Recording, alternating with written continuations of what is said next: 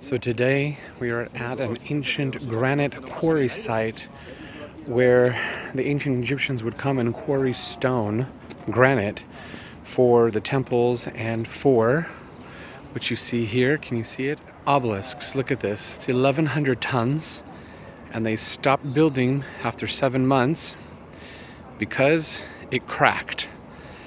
It was going to be one of the largest. You can see how they would quarry literally out of the rock. It seemed very primitive, but it was effective. And then they would put it on the boats and barges and ship it up to Karnak. Incredible. So that's the crack. After 7 months apparently of working on it, yes, the whole thing cracked. The whole thing, yeah. Wow. And so they just abandoned it. Yes. This thing is so weird to believe that they built this with those heavy those rocks. All the obelisks and the granite seen everywhere from here. And how old is this? This one 1400 BC. 3,000. Over 3,400 years old. Here it is from another angle. It's absolutely massive. Massive, and you can see right here where they had to abandon the project because of that huge crack. This was commissioned by a queen pharaoh who kind of posed as a male pharaoh, Hatshepsut, or hot chicken soup as they call her.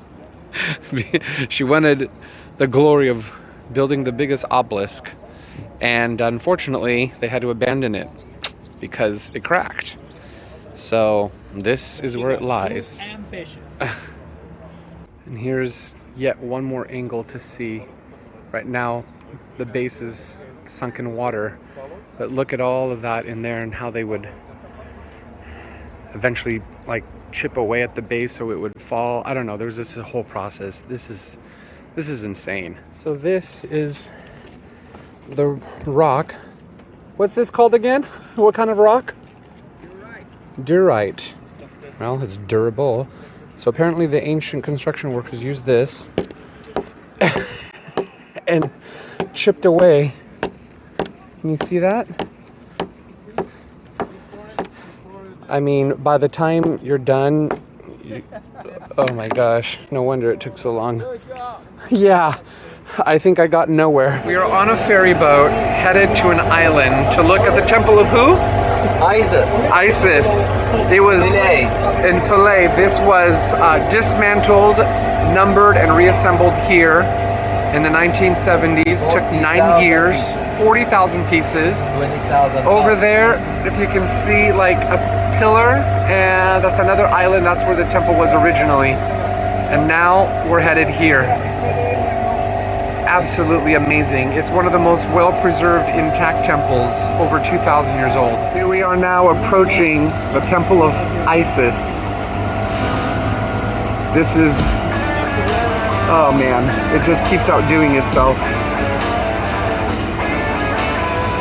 I might as well have transported back in time because that's what it feels like.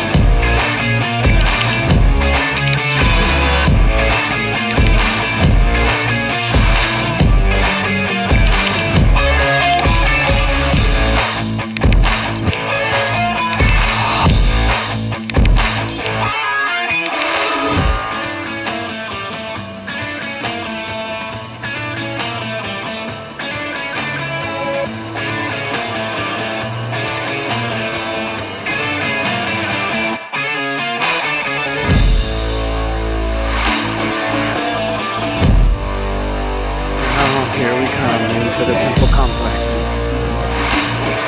Oh my goodness.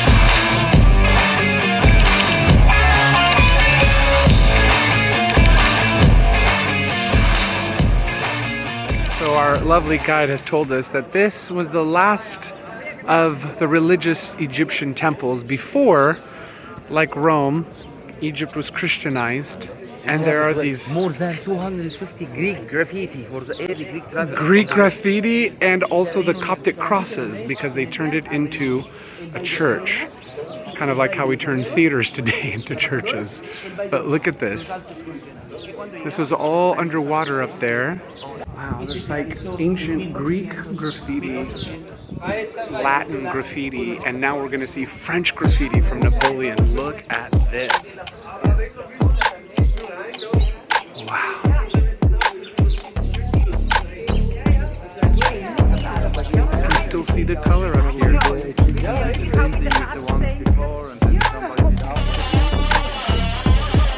Wow. Let's go inside. Look at that. Yeah. 1823. 81. Here, 381. Look, Lizzo was here too. Lizzo. Yes, girl. 241. Look at that. And then the crosses. Yeah, the Coptic crosses. All the colors. And then trying to etch out all the gods. Amazing. Wow. Gorgeous. Here is still a granite altar of the church. Look at that. They dedicated this temple. Coptic Christians.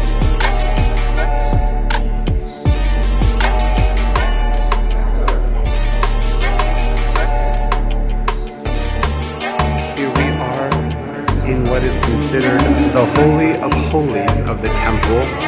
And it's interesting because before I confirmed that, I asked the guide, was this room used for worship? And he said yes, because when I walked in, I totally felt it. I felt like there's a lot of offerings and worship and prayers and things that went up in this room. Again, not good, not bad, just what I sensed.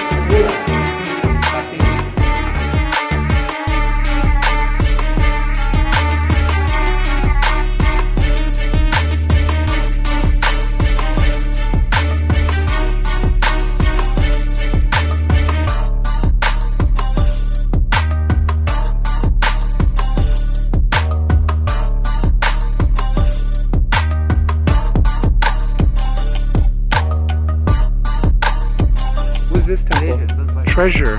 Treasure, wow. Amazing.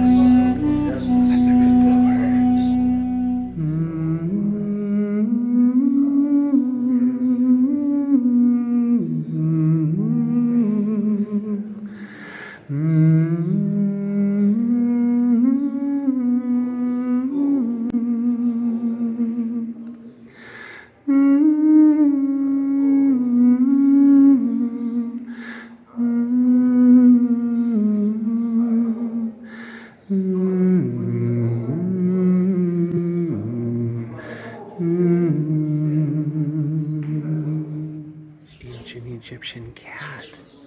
What are you going for, buddy? You gonna climb up and get your prize?